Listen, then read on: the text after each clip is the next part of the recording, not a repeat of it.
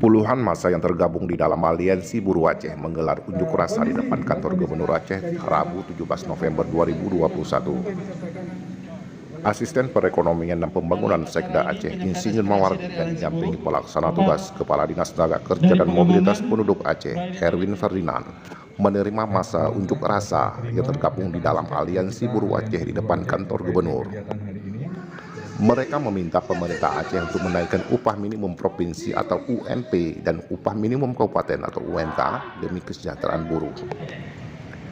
Aksi tersebut berjalan damai dan menuntut penyelesaian berbagai masalah buruh dan juga mendesak percepatan revisi Kanun Ketenagakerjaan Nomor 7 Tahun 2014 dan mereka menolak UU Nomor 11 Tahun 2020 tentang Cipta Kerja serta aturan di bawahnya.